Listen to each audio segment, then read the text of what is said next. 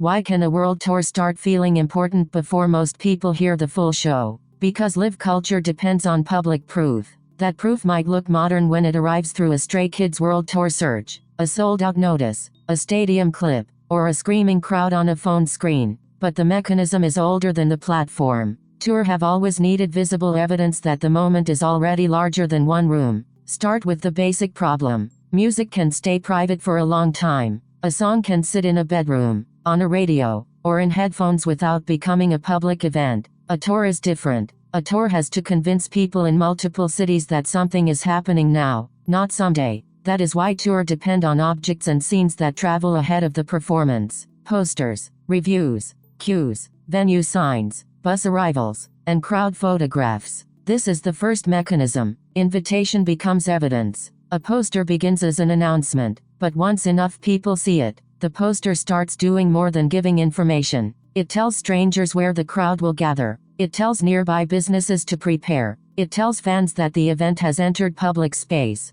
Before social feeds, the poster was a local machine for anticipation. The second mechanism is scarcity. A ticket queue outside a venue does not merely show that people want to attend. It turns desire into a visible fact. A person walking by may know nothing about the performer, but a long line still communicates a clear message. Access is limited, demand is real, and delay has a cost. Scarcity changes passive awareness into urgency. That is why ticket lines matter historically. They perform demand in public. This is where the modern touring winner lane becomes useful. When people search for a phrase like Stray Kids World Tour 2026, many of them are not asking only about songs. They are asking for dates, cities, resale prices, set lists, crowd clips, and proof that the event is already moving. Search is doing the work that posters, newspaper listings, and fan magazines once did more slowly. Different tools, same social function. A third mechanism is crowd scale.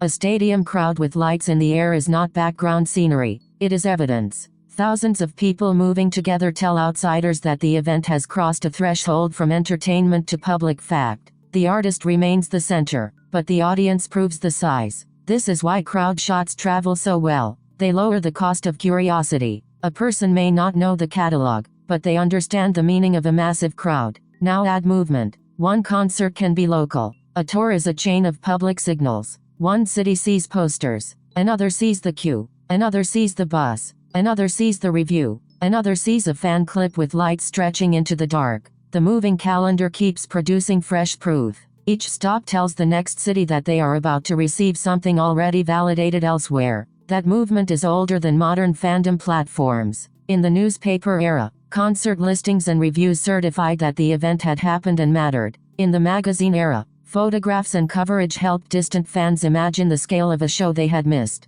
Radio mentions and television clips compressed the same process further. Social video now compresses it again. The underlying pattern is stable. Tours grow when proof travels faster than attendance. At the midpoint, it helps to push back on a shallow explanation. People often say music trends are random or purely algorithmic. That view misses the physical world. Queues still matter. Venue architecture still matters. Stadium lighting still matters. City geography still matters. A tour is not only a digital phrase, it is a logistical system that creates scenes people can recognize instantly. This is why the line outside the venue deserves more respect than it usually gets. The line is a social converter. It turns excitement into visibility, visibility into urgency, and urgency into more attention. It also gives outsiders a way to read the moment without specialist knowledge. They do not need to know the fandom deeply. They only need to see that people are willing to wait. There is a prestige layer here too. Certain events become aspirational because access looks controlled and visibly earned.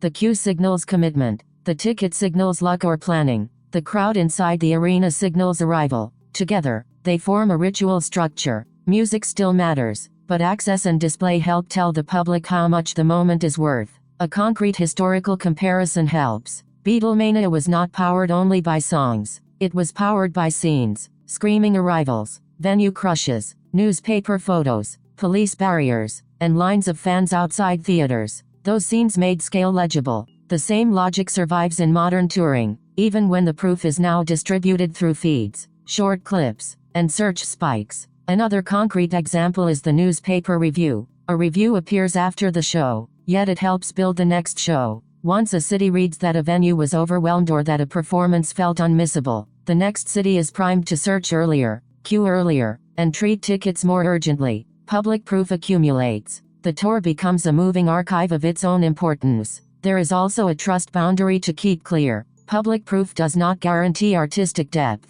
A huge queue can show demand without showing quality. A viral crowd clip can spread faster than real understanding. A sold-out sign can become a status object. History helps precisely because it separates the mechanism from the praise. The question is not whether every huge tour is equally meaningful. The question is how the public learns that a moment is happening. That is why touring crowds became public evidence. Posters made the event visible. Ticket lines made demand visible. Reviews made legitimacy visible. Stadium lights made emotional scale visible. A moving schedule tied those proofs together across cities. Modern search and short video speed up the cycle, but they did not invent it. The final payoff is simple. A world tour becomes more than music when crowds, queues, and city-to-city signals let strangers witness the event before they enter it. That is the deeper reason a current winner like Stray Kids World Tour 2026 can work as a history hook. The topic is modern, but the mechanism is old. Public proof moves ahead of the performance and teaches everyone else that the moment already has scale. If this helped the touring spectacle make more sense, please like the video and subscribe for fast history explainers. If this helped the trend make sense, please like the video and subscribe for fast, no fluff explainers. I'll see you in the next one.